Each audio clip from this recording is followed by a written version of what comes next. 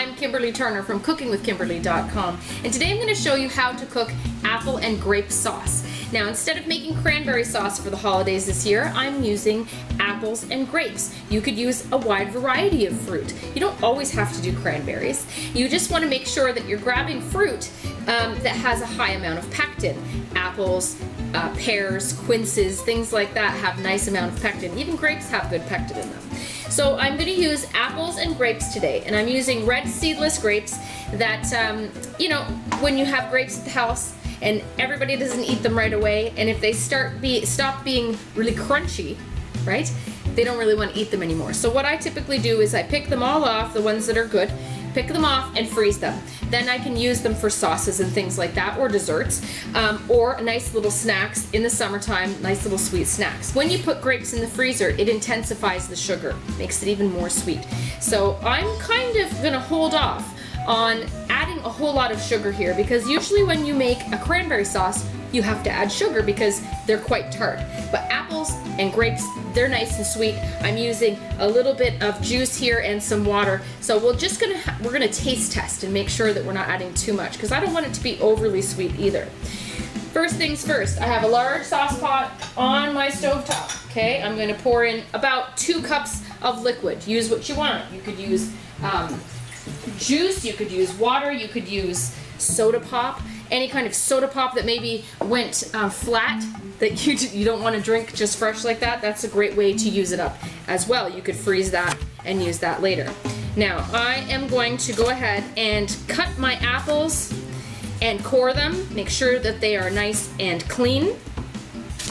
I'm going to include the skins today, because the skin is where a lot of the pectin is, and that's what I need to help congeal this sauce after it's combined and cooled, okay? I just want to get that liquid nice and warm before I put my fruit in. So I'm gonna go ahead and core these guys, wash them, make sure. And I've got, so these are 3 small apples, and this is about 2.5 cups worth of grapes. So I'm looking to get at least 4 cups worth of fruit to be able to make a sauce, okay? Okay, so this liquid is boiling, okay? It comes to a nice boil. I have roughly 5 cups of fruit here, and that's fine. We're gonna just eyeball. If we need a little bit extra water, you'll be able to tell the consistency. And we're also gonna make sure we do the taste test to make sure it's sweet enough. This would not only be lovely with any kind of bird that you're doing, but it would be perfect with a beautiful pork loin or a tenderloin or any kind of ham. Be a lovely sauce to accompany. In it goes. And we're gonna stir that through with the liquid and cook it down. Grapes tend to have a lot of juice, so I don't know if you won't need any more liquid than that, I'm sure. You could cut those grapes in half if you wanted to before you added them, but it's not really necessary either. So I'm gonna let that go. I'm gonna keep stirring it. If it comes up to a boil, bring it down just to a simmer and let that cook through. You can bring it to whatever texture you like. You can have it just where the apples are still a little bit crisp if you want to. Otherwise, you can let it cook right down into a really smooth sauce all the way down if you wanted to, okay? So it's really gonna be up to your own preference today. I'm gonna go somewhere in between. All right, this sauce has been going for about an hour. Now, a lot of the liquid has reduced. I've squished some of the grapes against the sides. The apple has broken down, and these grapes are broken. And that's exactly what I want. I like it a little bit chunky. That makes me happy. If you want to blend it up at this point or mash it all the way, feel free to do that.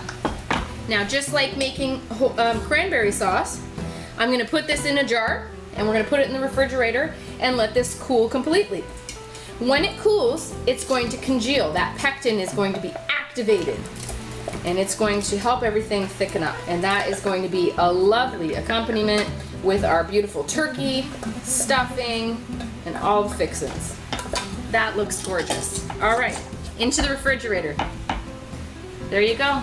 All right, our apple grape sauce is beautifully cooled, and it has congealed exactly the way I want. So put it in a lovely serving dish, and that is a nice change from cranberry sauce, especially if you're in spring like we are, in Easter. Maybe you're tired of all those holiday flavors from the fall and the winter. Why don't you spruce it up a little bit with something different? It looks gorgeous. That is absolutely glorious looking. It's a glorious color. It's this beautiful maroon purple. It's even standing up. That's how much it's congealed. So it's worked out perfectly with the amount of pectin without having to add any more. We added no extra sugar. I did add a little bit of lemon juice. I don't know if I told you that. I added about the juice of half a lemon just to make it a little bit more tart and tangy because it was quite sweet, even though we didn't even add sugar. All right, I'm gonna do a quick taste test for you, and I can't wait because this is probably gonna be one of my favorite things today. You can still see I have some almost whole grapes in there, but the rest of them are smashed. And the apples have kind of broken down like an applesauce.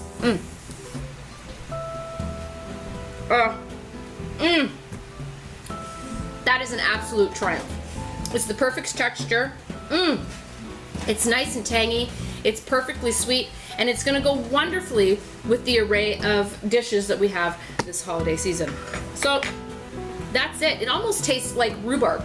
That's almost the flavor that I'm getting from it. It's awesome. So that's how you do it. That's how you make apple grape sauce. So easy to do, and what a great, great dish. That's it. Follow me on Twitter at Cooking with Kim E with a capital E, like the fan page at facebook.com/cookingwithkimberly. My shows are on iFood TV at my.fossum.tv/cookingwithkimberly, youtube.com/cookingwithkimberly. You can find my channel on Roku, Cooking with Kimberly, and I'm also syndicated on Apple TV and Amazon and a few other places. Come to my website at cookingwithkimberly.com and subscribe. Interact with us and let us know what's going on in your culinary world, all right? Be a champion in your kitchen and eat deliciously. Bye!